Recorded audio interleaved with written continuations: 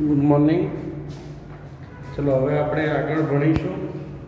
તો ભારતનો જે સાહિત્યિક વારસો છે એમાં આપણે આ થોડું ગયા લેક્ચરમાં ભણ્યા હતા એનું મેં અહીંયા રાખેલું છે એટલે તમને ખ્યાલ આવે કે આપણે કયા ટોપિક પર પહોંચ્યા તો બરાબર છે.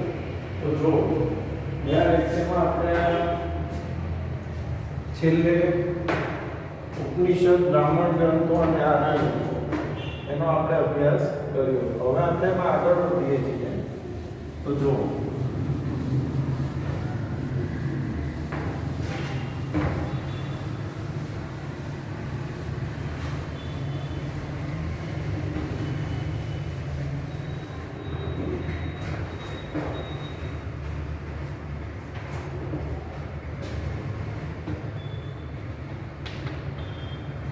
ભારતના બે મહાકાવ્યો તરીકે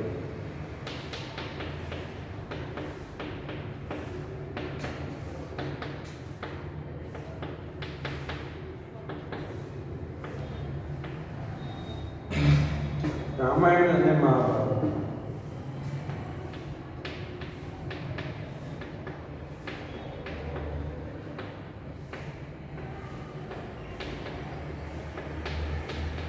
સૌપ્રથમ રામાયણ. બરાબર. તો આ બંને રામાયણ અને મહાભારત એ ભારતના સૌથી પ્રાચીન ગ્રંથો છે. આ મહાકાવ્યોનું વર્તમાન સ્વરૂપ. રામાયણ અને મહાભારતનું આજે જે વર્તમાન સ્વરૂપ છે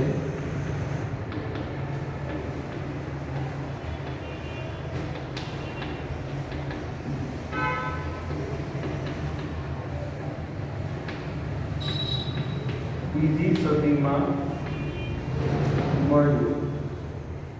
બરાબર. એ રામાયણમાં અયોધ્યાના રાજી રામચંદ્રની કથા છે કે ભગવાન રામ રામાયણની અંદર રામ ભગવાન બરાબર છે અયોધ્યાના રાજી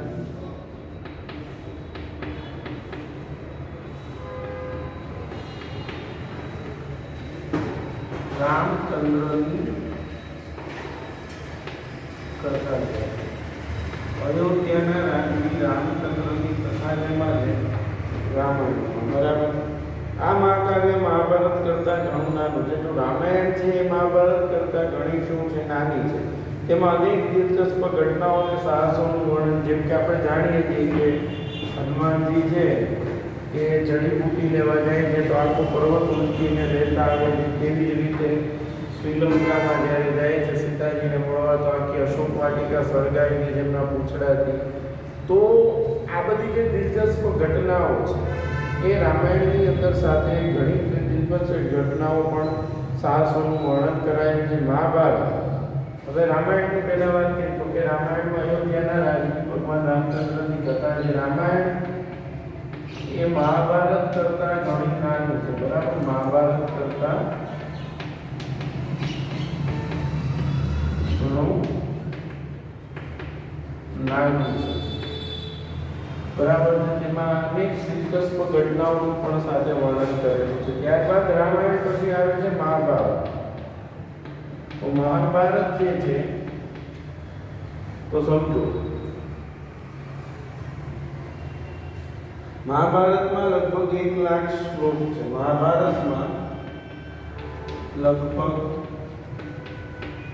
1 લાખ શ્લોક 1 લાખ શ્લોક છે. તે વિશ્વનો સૌથી મોટો કાવ્ય ગ્રંથ છે. વિશ્વનો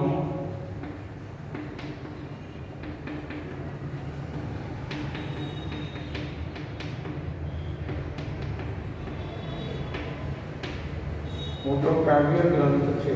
પાંડવો અને કૌરવો વચ્ચે થયેલ યુદ્ધ તેના મુખ્ય વિષય છે. બરાબર. મહાભારતનો મુખ્ય વિષય શું છે? પાંડવો અને કૌરવો વચ્ચે થયેલ યુદ્ધ તેનો મુખ્ય વિષય છે. બરાબર. પાંડવો અને કૌરવો વચ્ચે તે યુદ્ધ તેનો મુખ્ય વિષય છે. તેમ છતાં તેમાં અનેક નાની મોટી વાર્તાઓને પણ જોડી દેવામાં આવી. મહાભારતમાં શ્રીમદ ભગવદ્ ગીતામાં હિન્દુઓનો જે પવિત્ર ગ્રંથ ગણવામાં આવે છે Shrimad Bhagavad Gita, which is the part of Mahabharat, બરાબર છે. શ્રીમદ ભગવદ્ ગીતામાં ગહન દાર્શનિક સિદ્ધાંતોનું વિવેચન કરવામાં આવ્યું છે. તેમાં મોક્ષ પ્રાપ્તિના 3 માર્ગો બતાવ્યા છે: જ્ઞાન, કર્મ અને ભક્તિ. મોક્ષમાં જવાના 3 રસ્તા છે: જ્ઞાન, કર્મ અને ભક્તિ માર્ગનું વિવેચન કરવામાં આવ્યું છે. રામાયણ અને મહાભારતે બંને મહાકાવ્યોએ સદીઓ સુધી કરોડો લોકોના વિચારો અને સાહિત્ય સર્જન પર ગાઢ પ્રભાવ પાડી ભારતના સંસ્કાર સિંચનનું પ્રેરક કાર્ય કર્યું છે. એટલે ભારતના 2 મુખ્ય મહાકાવ્યો છે, રામાયણ અને મહાભારત, બરાબર છે. આ પ્રાચીન ગ્રંથો છે. આ મહાકાવ્યોનું વર્તમાન સ્વરૂપ કઈ સદીમાં મળ્યું? 2જી સદીમાં. રામાયણમાં અયોધ્યાના રાજવી રામચંદ્રની કથા આપી છે. આ મહાકાવ્ય મહાભારત કરતાં ઘણું નાનું છે. તેમાં અનેક દિલચસ્પ ઘટનાઓને સાહસોનું વર્ણન કરે છે. મહાભારતમાં લગભગ 1 લાખ શ્લોક છે, જે વિશ્વનો સૌથી મોટો કાવ્ય ગ્રંથ છે. પાંડવો અને કૌરવો વચ્ચે તે યુદ્ધ તેનો મુખ્ય વિષય છે. તેમ છતાં તેમાં અનેક નાની મોટી ઘટનાઓ અને વાર્તાઓને પણ જોડી દેવામાં. મહાભારતમાં શ્રીમદ ભગવદ્ ગીતામાં ગહન દાર્શનિક સિદ્ધાંતોનું વિવેચન કરવામાં આવ્યું છે. તેમાં મોક્ષ પ્રાપ્તિના 3 માર્ગ, જ્ઞાન, કર્મ અને ભક્તિ માર્ગનું વિવેચન કરવામાં આવ્યું છે. રામાયણ અને મહાભારત બંને મહાકાવ્યોએ સદીઓ સુધી કરોડો લોકોના વિચારો અને સાહિત્ય સર્જન પર ગહન પ્રભાવ પાડ્યો છે. ભારતમાં સંસ્કાર સિંચનનું પ્રેરક કાર્ય કર્યું છે. હવે આ યુગમાં, બરાબર છે, સંસ્કૃત ભાષામાં પુષ્કળ સાહિત્ય રચાયું.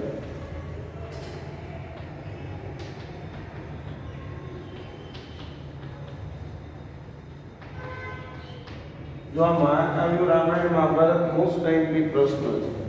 ત્યારબાદ સંસ્કૃત ભાષામાં પુષ્કળ સાહિત્ય રચાયું, જેમાં ધાર્મિક અને લૌકિક એવી બંને પ્રકારની રચનાઓનો સમાવેશ થાય છે. જેમાં એક ધાર્મિક અને બીજી લૌકિક એવી અનેક પ્રકારની રચનાઓનો સમાવેશ થાય છે.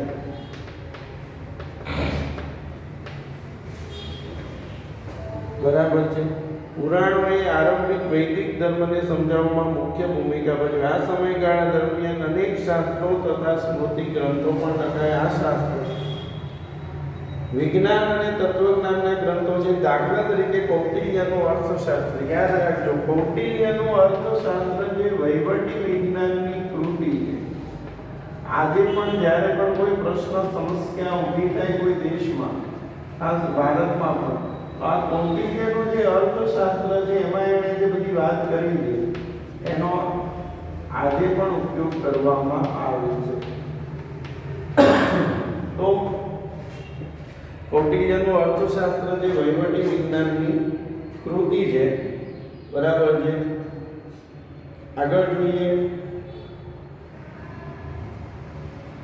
વિવિધ કક્ષાના ગણિત અને અન્ય વિજ્ઞાન સંબંધિત શાસ્ત્ર ગ્રંથો પણ લખાયા. સ્મૃતિ ગ્રંથોમાં ધર્મ દ્વારા અનુમોદિત કર્તવ્યો, રિવાજો અને નિયમો આપવામાં આવ્યા છે. ત્યારબાદ પ્રારંભિક બૌદ્ધ સાહિત્ય.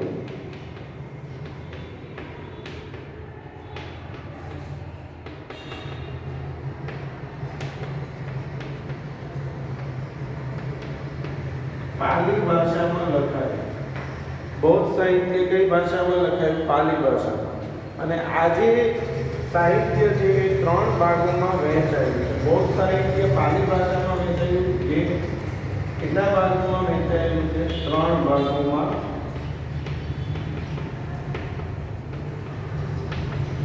વહેંચાયેલું છે. બરાબર છે. તેને ત્રિપિટક તરીકે ઓળખવામાં આવે છે. શેના તરીકે? ત્રિપિટક. જો પ્રારંભિક બૌદ્ધ સાહિત્ય પાલી ભાષામાં લખાયેલું જે 3 ભાગોમાં વહેંચાયેલું છે, માટે તેને ત્રિપિટક તરીકે પણ ઓળખવામાં આવે છે. ત્રિપિટકમાં શુદ્ધ પિટક, શુદ્ધ અથવા તો સૂત્ર પિટક અભિધમ્મ પીટક અને વિનય પીટક.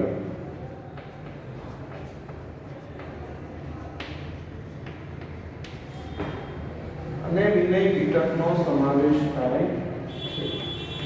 શુદ્ધ પીટક, અભિધમ્મ પીટક અને વિનય પીટકનો સમાવેશ. આ ઉપરાંત બૌદ્ધ સાહિત્યના અન્ય ગ્રંથો પણ લખાયેલા કહેવાય છે. અને આ ઉપરાંત બૌદ્ધ સાહિત્યના અન્ય ગ્રંથો પણ લખાયા કહેવાય છે. ગુપ્ત યુગને સંસ્કૃત કાવ્ય અને નાટકના વિકાસનો સુવર્ણ યુગ કહેવાય છે. બરાબર, આપણે જાણીએ છીએ ગુપ્ત યુગ જે નાટક અને કલાનો સુવર્ણ યુગ કહેવાય છે. કારણ કે ગુપ્ત યુગની અંદર ગુપ્ત રાજાઓના સમયમાં અનેક સુંદર પ્રકારના મોટા મોટા મહત્ત્વના ગ્રંથોનું એનું વર્ણન થયું અને સુંદર મજાના નાટકો લખાય એટલે ગુપ્ત યુગ.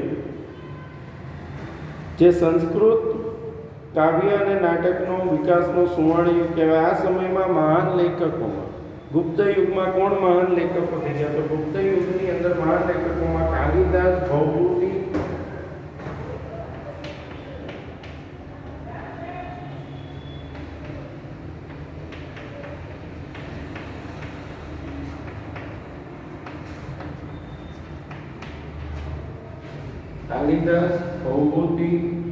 બરાબર છે, ભારવી, ભર્તૃહરિ,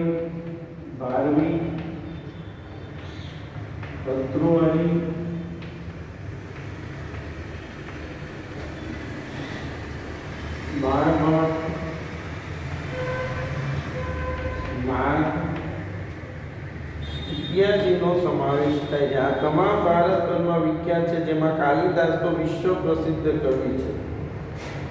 બરાબર છે, એમાં કાલિદાસ તો વિશ્વ પ્રસિદ્ધ કવિ છે. પોતાની ઉત્તમ કાવ્ય કલા અને ઉત્કૃષ્ટ નાટ્ય શૈલી.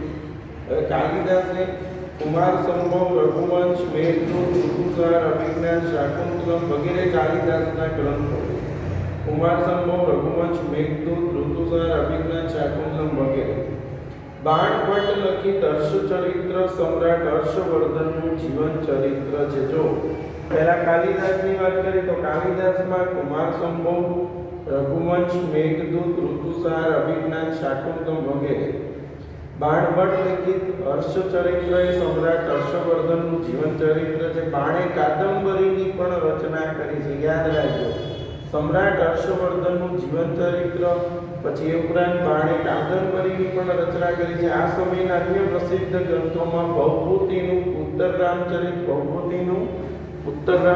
ભારવીનું કિરાતાર્જુનીયમ, મુદ્રા રાક્ષસ, વિશાખદત્તનું મુદ્રા રાક્ષસ, શુદ્રકનું મુચ્છકટિકમ અને દંડીનું દશકુમાર ચરિતનો સમાવેશ થાય છે. આ ગ્રંથોના મુખ્ય વિષયો રાજકીય ઘટનાઓ, પ્રસંગો, પ્રણય પ્રસંગો, રૂપકો અને હાસ્ય પ્રસંગો, તત્વજ્ઞાન છે. એટલે જો પ્રાચીન ભારતમાં આજે મહાન સાહિત્યકારો થઈ ગયા, કાલિદાસ છે, ભારવી છે, ભર્તૃહરિ છે, બાણભટ્ટ છે, માર્ગ છે, એ દરેકે અલગ અલગ ગ્રંથોની અલગ અલગ સાહિત્યની રચના કરી. એમાં આપણે જે વાત કરી ફરીવાર કાલિદાસ, તો કાલિદાસે કયા પ્રસિદ્ધ ગ્રંથો લખ્યા? તો કુમાર સંભવ, રઘુવંશ, મેઘદૂત, ઋતુસાર, અભિજ્ઞાન, શાકુંતલમ. એમાં અભિજ્ઞાન, શાકુંતલમ તો એક બહુ ખૂબ જ સુંદર ગ્રંથ છે. બરાબર છે. બાણભટ્ટ લખિત હર્ષચરિત્ર, બાણભટ્ટે હર્ષચરિત્રની રચના કરી છે. સમ્રાટ હર્ષવર્ધનનું જીવન ચરિત્ર છે. આ બાણે કાદંબરીની પણ રચના કરી છે. આ સમયના અન્ય પ્રસિદ્ધ ગ્રંથોમાં ભૌભૂતિનું ઉત્તરરામચરિત, ભારવીનું કિરાતાર્જુનીયમ, વિશાખદત્તનું મુદ્રા રાક્ષસ, શુદ્રકનું મુચ્છકટિકમ અને દંડીનું દશકુમાર ચરિતનો સમાવેશ થાય છે. આ ગ્રંથોના મુખ્ય વિષયો રાજકીય ઘટનાઓ, પ્રણય પ્રસંગો, રૂપકો, હાસ્ય પ્રસંગો અને તત્વજ્ઞાન છે.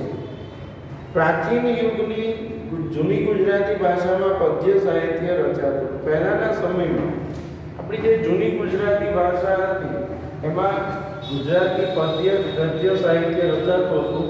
સમય જતાં ગુજરાતી ભાષામાં ખેડાણ કરતા અનેક કૃતિઓ રચાઈ. ગુજરાતી ભાષામાં ખેડાણ થયું એટલે ગુજરાતી ભાષાની અંદર નવીનતા આવી, નવા નવા શબ્દોનો સમાવેશ થયો.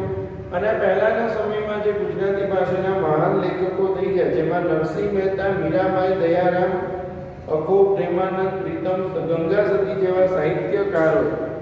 હવે જો કયામાં બધા થઈ ગયા લેખકો નરસિંહ મહેતા, મીરાબાઈ, દયારામ, અખો, પ્રેમાનંદ, પ્રીતમ, ગંગા સતી જેવા સાહિત્યકારોએ પદો, ગીતો, ગરબી, છપ્પા, આખ્યાન કાવ્યો વગેરે રચીને ગુજરાતી સાહિત્યના વારસાને સમૃદ્ધ બનાવ્યો.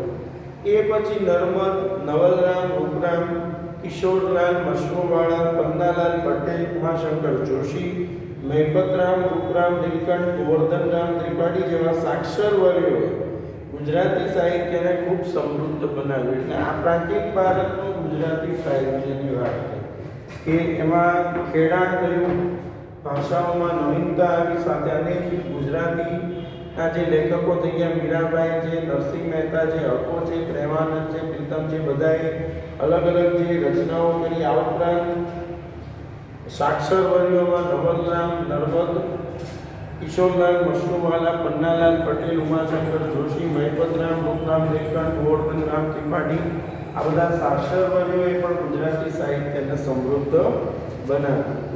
ત્યારબાદ વાત કરીએ તો તમિલ. દ્રવિડ કુળની મુખ્ય કેટલી ભાષાઓ છે? 4. તમિલ, તેલુગુ, કન્નડ અને મલયાલમ. દ્રવિડ કુળની મુખ્ય 4 ભાષાઓ કઈ છે? તમિલ, તેલુગુ, કન્નડ અને મલયાલમ. આ 4 ભાષાઓનો પણ એ સમય પ્રાચીન સમયમાં સાહિત્યનો વિકાસ થયો. તેમાં સૌથી જૂની ભાષા એ તમિલ ભાષા છે. દ્રવિડ કુળની સૌથી જૂની ભાષા એ કઈ ભાષા છે? તમિલ. તેનું સાહિત્ય ઈસવીસનના પ્રારંભ જેટલું જૂનું છે. ઈસવીસનના પ્રારંભ જેટલું, 20મી સદીની શરૂઆત થઈ ત્યારથી આ સાહિત્ય જોવા મળે છે. પ્રાચીન ભારતની પ્રચલિત પરંપરા અનુસાર 3 સંગમોનું આયોજન થયું, જેમાં અનેક સંતો અને કવિઓએ પોતાની રચનાઓ તૈયાર કરી. ભારતની પ્રચલિત પરંપરા અનુસાર 3 સંગમોનું આયોજન થયું, જેમાં અનેક સંતો કવિઓ ભેગા થયા અને તેમણે પોતાની જે કૃતિઓ છે તેની રચના કરી. સંગમ સાહિત્યના અનેક વિષયો છે, જેમ કે રાજનીતિ, યુદ્ધ, પ્રેમ પ્રસંગ વગેરે. આ સાહિત્યમાં પ્રસિદ્ધ ગ્રંથ કેતુ થોકઈ, 8 કાવ્યોનું સંકલન. કેતુ થોકઈ 8 કાવ્યોનું સંકલન. તોલકાપ્પિયમ એ વ્યાકરણ ગ્રંથ છે.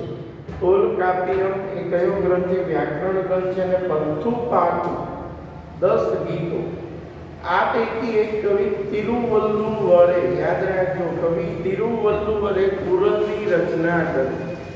તિરુવલ્લુવરે કયા ગ્રંથની રચના કરી? કુરલ. આ કાવ્ય ગ્રંથોમાં જીવનના અનેક પાસાઓનું વિવેચન કરવામાં આવ્યું છે. શિલ્પતિકારમ અને મણિમેખલા પ્રારંભિક તમિલ સાહિત્યના વિખ્યાત ગ્રંથો છે. શિલ્પતિકારમ અને મણિમેખલા એ તમિલ સાહિત્યના મહત્વના ગ્રંથો છે.